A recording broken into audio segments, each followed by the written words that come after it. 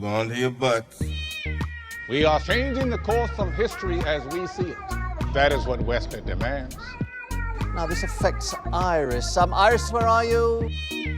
What you feel only matters to you. I do not entertain hypotheticals. The world as it is vexing enough. Iris, I have a tip for you. Don't take drugs! Or Whatever Movies with Wesley and Iris. What up, and welcome to Or Whatever Movies. I'm your co-host, Iris, and I'm here with my older brother, Wesley. Today we're talking a movie from 2022, a new release still in theaters and available for rent, Uncharted. So do you see how important and influential Big Brother figures are? The Big Brother example is of a dude who basically abandoned his little brother, which isn't exactly model Big Brother behavior. You don't know. You're no fan of the Uncharted video game series, of which I played all of them, except for the stupid one that was made by a different company and you can only play on PS Vita, the handheld one. I'm assuming that almost everything that was cheesy or random in Uncharted, the film, had to do with like some kind of fan service. Dude, you assume correctly. This film is a cobbled together series of sequences taken directly from the video game. And their idea of changing it up in this movie is like, oh, but in the video game, Sam said this. And in the movie, Nate said this. Or Sully. Or the girl. Or whatever. Otherwise, you're saying that this is adhering pretty closely to a narrative in the video game or just like action sequences in the video game? Well, both. Storylines taken, changed around a little bit, but almost every major set piece is like, oh, that's from Uncharted 2 or that's from A Thief's End, Uncharted 4 and stuff. And look, I played every single one of those games. Uncharted was the reason I bought a PS4. I mean, I'm an Uncharted fan, a big one. Those games are awesome, but this thing was rife with Easter eggs and hints and nods to fan service, and I just didn't remember any of it. So how important is it? Well, considering I had zero context, I'd say it's pretty important because I was like, what's going on? There's pirate ships and all of this double crossing. There's a lot of double crossing in the games. All I came away with from the movie experience was, wow, Tom Holland's great. Yeah. For some reason, he said that he regrets his take on Nathan Drake. He played it weird, at least to him, and he doesn't like his performance in this movie. But I thought he was great, and he was perfectly likable, and he's a compact little athletic dude that lends, it's nice to see him not in the Spider-Man mask. But I think he did a good job. He looks nothing like Nathan Drake. I mean, your boy, Nathan Fillion, it looks super like Nathan Drake. It's got to be modeled after him. And he played Nate in a fan-made Uncharted short film kind of thing, but he's a little long on the tooth to play Nate. Is it a commonly held belief that the Uncharted character was based on Nathan Fillion? Yes, very much so. And, you want to set up and cast for longevity. And I don't know that Nathan Fillion would have it around for the 3 Uncharteds or whatever they're hoping to make. Yeah, they clearly set up the sequel here, but Tom Holland, who really carries this as best he can, was channeling some Michael J. Fox charm and athleticism. Is that weird? Well, no, I didn't think about it. He's got that kind of perpetually young look, but also because he's super young. Like his version of the Michael J. Fox scream is like when he goes, no, no, no, no, no, no, no. And the Michael J. Fox scream sounds like what? It's just like, wah! But Michael J. Fox was like perpetually sliding over the hoods of cars and surfing on skateboards and being all athletic-y. You said surfing on skateboards, which only passes because of the hoverboard thing. That's what I'm saying. So, what was Uncharted about? I feel like Uncharted can be summed up in its trailer, which was great and very. When I saw the trailer in the theaters, I think it was before seeing Spider-Man. I was like, damn, that looks good. Like, I was super excited. And then when we watched Uncharted, I was like, man, I'm kind of really glad we didn't see this in the theater. Is that bad? We saw it in the theaters. For some reason, Kelly Ray really wanted to go. And so I wonder, was it like Mark Wahlberg? Was it Tom Holland? I don't know.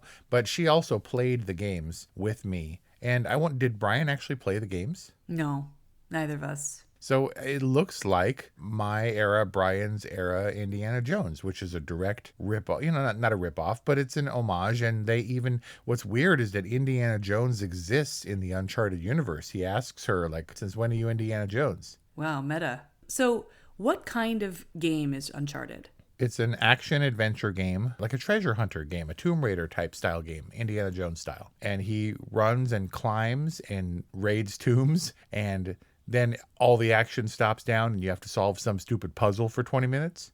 Or there's stuff falling down and people chasing you, and you have gunfights and car chases and all this cool stuff.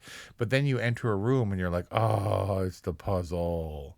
And you can't move ahead until you figure out that where you got to turn the stone thing, and the stone thing links up to this and it makes a symbol.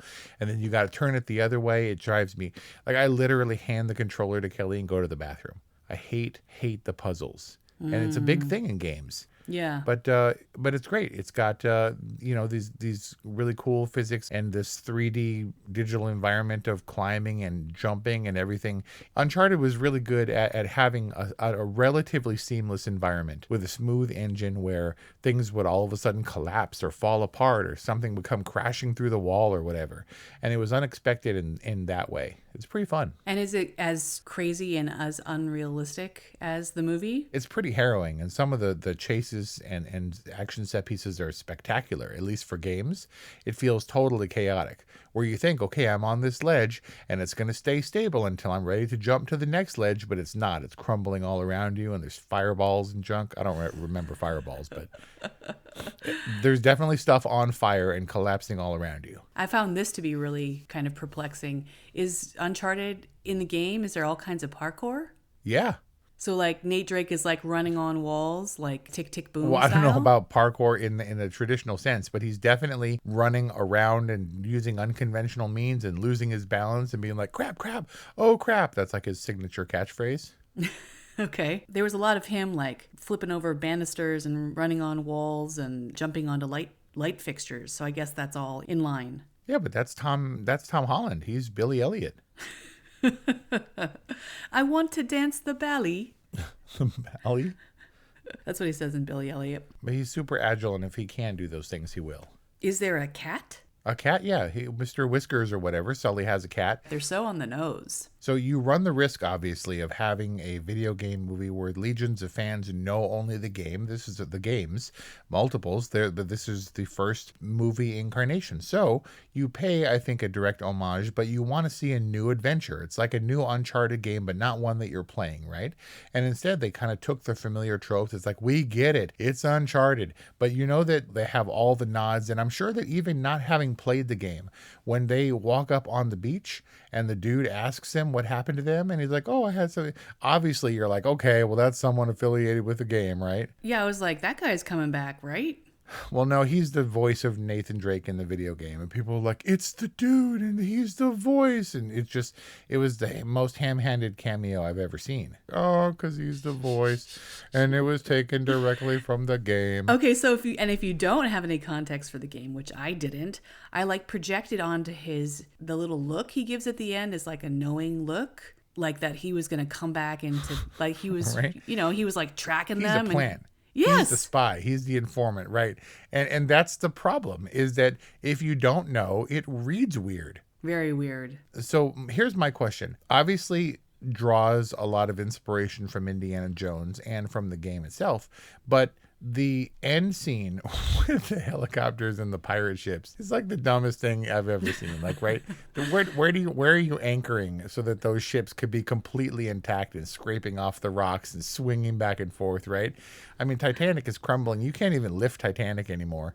They can't raise it to the surface. And those ships would have fallen apart immediately, right? Yes, absolutely. Instead, they're being suspended by helicopters and anchored to the seafloor. And so it's elevating other movies. It has, very Indiana Jones, but it's more fantastical. I mean, arguably, but it's also like the Goonies a little bit, right? It's like the Goonies for gamers or something. I'm going to accept that, although I completely rejected when Brian said something about when they are entering the cave and the ships are there, and he made a Goonies reference. I was like, how dare you compare the Goonies to Uncharted? I was all offended. Well, It's unavoidable. I mean, if they're not pirates and they're with a pirate ship, they're the Goonies. Yeah, okay, fair. So the question is, knowing that it draws from these other fantastical movies, which may or may not have supernatural elements, we discussed whether or not there was anything supernatural going on in the Goonies. But at what point do these kinds of movies, the treasure hunting movies, become farce? I mean, because Indiana Jones was itself a send-up of the 50s action explorer serials, and the Goonies was obviously a kid's movie. But this movie, like, you can just kind of have fun with it, right? And be like, this is an alternate universe where this is plausible. And the pirate ships could be hoisted around. Nobody believes that they could be, like, a bunch of people signed up for archaeology and after Indiana Jones and paleontology after Jurassic Park. Right. And are there people who are like, this is what being an explorer is? It's almost as like this globetrotting element, it felt super dated to me, where you would think that that's actually the case. Like, I wonder if they're little kids. This felt very much like an 80s adventure where you can afford to be naive and you still think that there are places that are actually uncharted. When in reality, the catacombs under Rome are like right across the grate from the Papa John's. Man, talk about awkward product placement. Well, first the secret chamber like lets out into a club, and then Sully's in heaven and he's like right above the catacombs. And yeah, you're right. It's like a fast food joint. And the awkwardness is that these places definitely exist. You know, we've been to Europe and you have like hundreds of years old buildings and marble and limestone and junk. And there's like a Subway in there, or like a Papa John's. It's very weird, but to have him be like in a Papa John's with the obvious product placement while they're, 30 feet below him in ancient catacombs, it never really felt immersive in the way that Indiana Jones did. And maybe that's because I was immersed as a kid. For Goonies, I was a kid, where you think that under the Fratelli's, little hideout through the grate underneath the fireplace or whatever, there's a vast pirate ship cavern. And you just go with it. Whereas, yep. And I couldn't go with it. You can't go with this. It's ridiculous. It's hard to go with this because everything feels very convenient and a little obvious. Like, I knew that the secret message in the postcard was hidden in the burn reveal thing, right? They set that up in the beginning, and the keys in the thing, they were like, it has to be, now I'm mixing like examples here, but they were like, has to be two people, Terminator style, to get the microchip and blah, blah, blah. But like, one person could have easily turned both those keys. Did you notice that they were within arm's distance of each other? Yeah.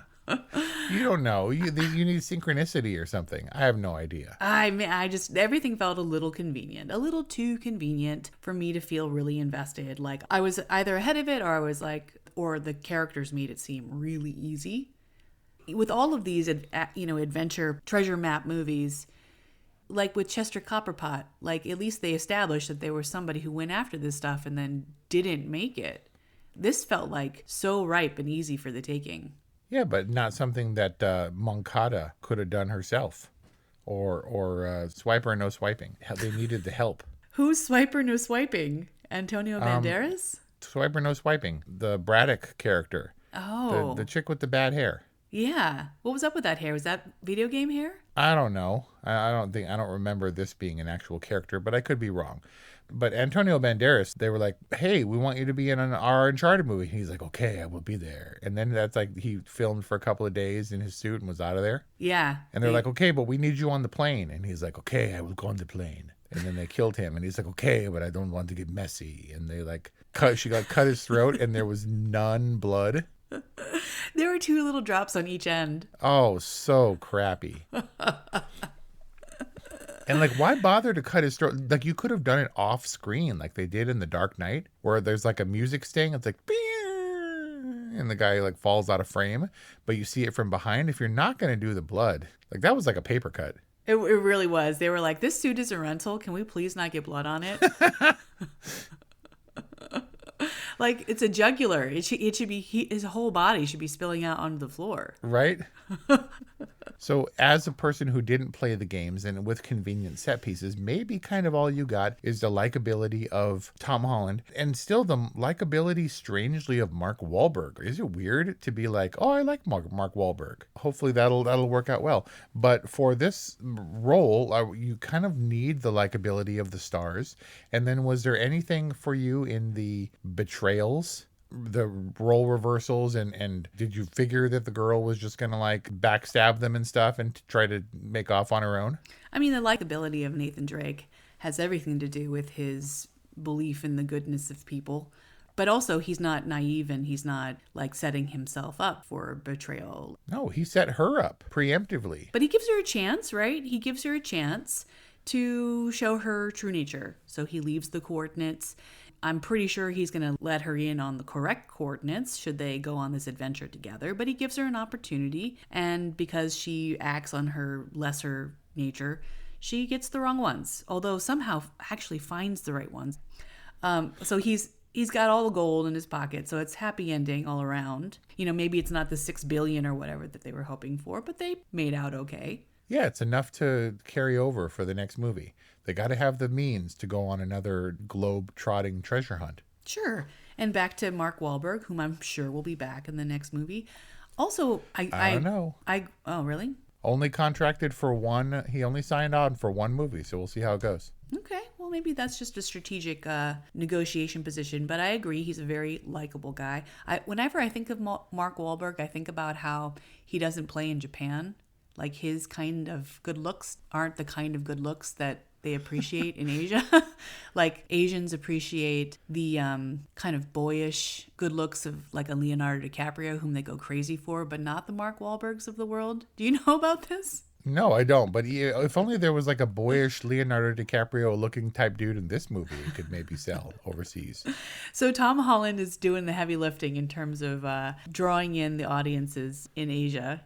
But I always think about that. I don't know where I read that, but like, there's something. Maybe it's because Mark Wahlberg is like the most American dude ever.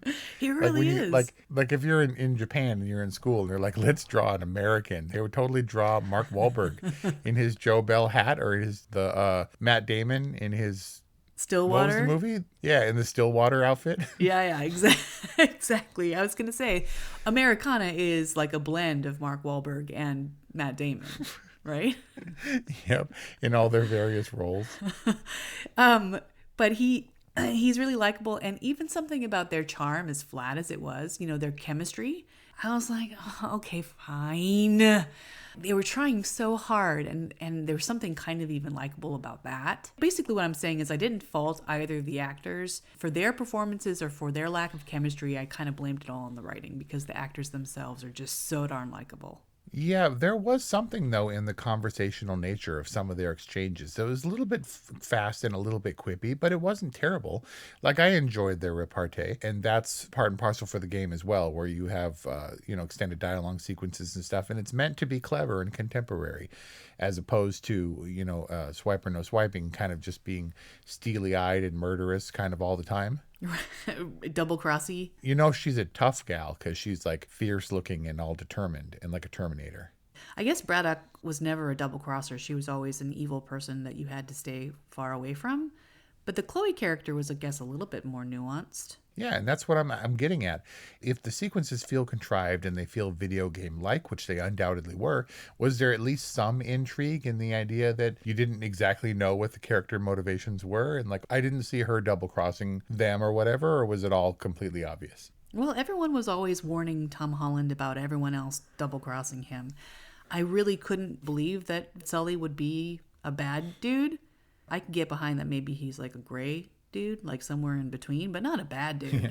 And this is definitely the young Uncharted. He is gray-haired in the video game, but also, Mark, this thing has been around for so long, and Uncharted has been around for so long, that Mark Wahlberg was up for the Nathan Drake role. And then he aged, and it took a long time, and then he dropped out of that and was cast as Sully instead. But definitely the younger Sully, because Nathan Drake is easily 10, 15 years older in the games than he is in the movie. Is it weird that I kind of thought that maybe Sully would be revealed to be Elder Drake? How so? There was some brotherly love going on where I was like, is he actually Sam Drake? Oh, Sam. Yeah, I mean, all this is set up for a sequel. It's all well established in the video game. Sam is there in multiple flashbacks, and then in spoiler, he takes part in some of the later games. So the revelation in the post-credit scene that Sam is alive is just fodder for the sequel. It's just setting it up. in the jail, like writing Nathan yet another postcard. And Sam is ready to be a character because there are characters in the first game that don't factor in that we're waiting to see. This is, young Nathan Drake, and he will meet his paramour later on. I don't know. It just felt like an old style action adventure fantasy movie from a different era. I guess that's what I'm getting at. It felt like a different era pretty much consistently. I'm all about this genre. I think it's super fun and family friendly and inspires so much imagination, I guess. Remember, like we were talking about the Goonies and Rosita Yeah. finding the jewels, and that language barrier was like a thing that was funny in the 80s and the early 90s, where people talk in funny accents, and that's hilarious. Uh-huh. And like the dude, Stephen Waddington, is credited as the Scotsman. Right. And his whole gimmick as a tough guy is that he talks funny. Right, and that Tom Holland can't understand anything he's saying. Yeah, it's just a brogue. That felt like oddly dated 80s humor to me. And Tom Holland, being British himself, probably could really understand that. No way. Nathan Drake is as American as apple pie. Nathan Drake is as American as Mark Wahlberg. I could totally, even though I hadn't played the games, I could totally feel that moment when he puts on that holster harness. What do you call those Yep. things? I don't know, like a shoulder harness. Shoulder holster. When he puts that on, I'm like, okay, obviously this is a fan service moment where everyone's like going, oh my God, he's got the guns.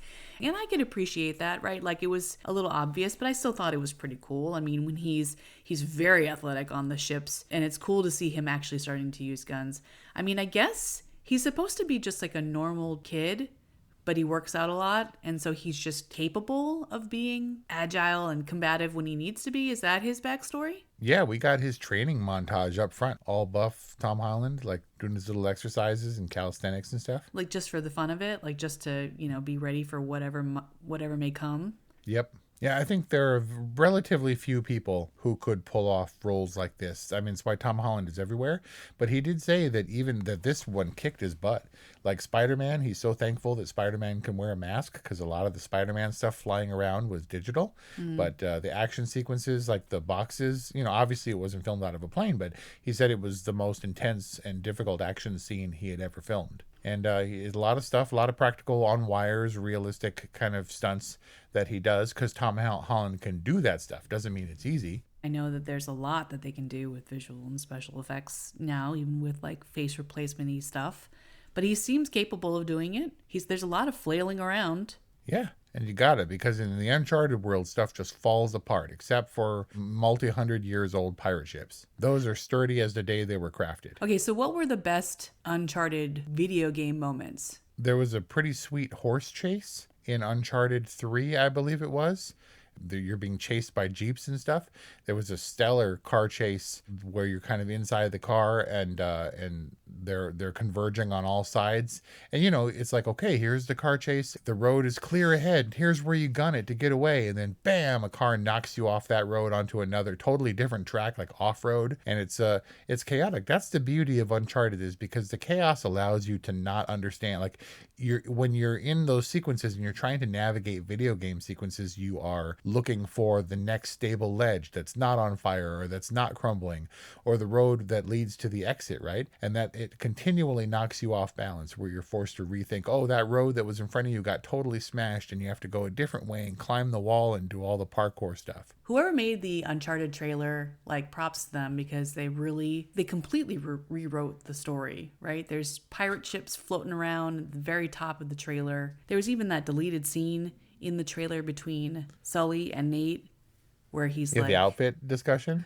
Yeah. I do think that the banter worked for me within the scope of what Uncharted was.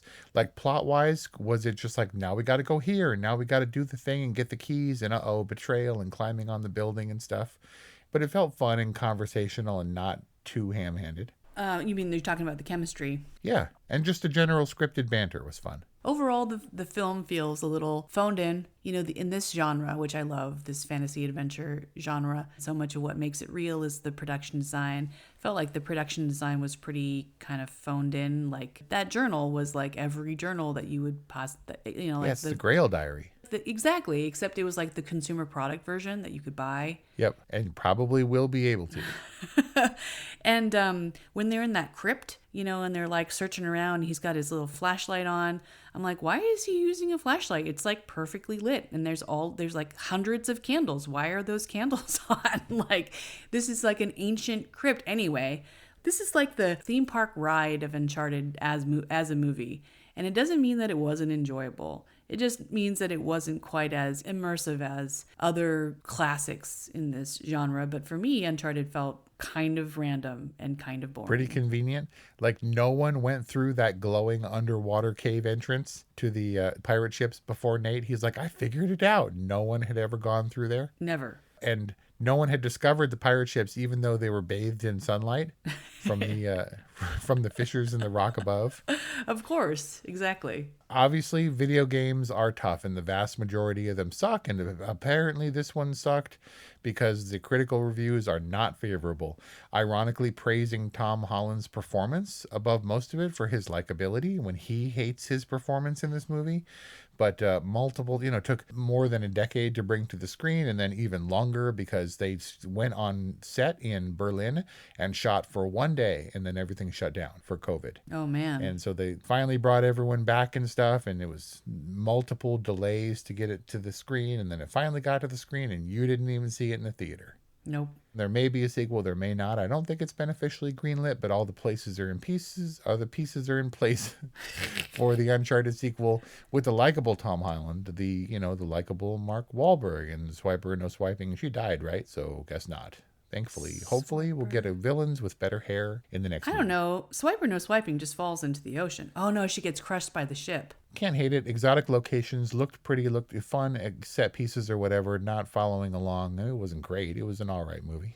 And there you got it. An all right from Wes. A boring from Iris for 20. Boring? Wow. You were bored with all the action-y set pieces? I gotta fall one way or the other. Yep. The trailer was good. The trailer was good. Can we do a separate discussion just about the trailer? Yep. I mean, it's impossible to compare Piranha 2 with Uncharted. And yet, I gave Piranha good for being what it was. You can't blame a snake for being a snake. But I can say that Uncharted, with all of its pieces, could have been a better film. So that's our discussion on Uncharted, a film still in theaters and available for rent and purchase via VOD, a 2022 film. If you enjoyed this discussion, or any of a number of the other discussions that we brought up during this discussion, please subscribe to our podcast. Please support us on Patreon. Please call us or text us and leave us a voicemail or text message at 818-835-0473 or send us an email at orwhatevermovies@gmail.com. Let us know what you think. We love to hear from you. Thank you for listening, and we'll see you next time.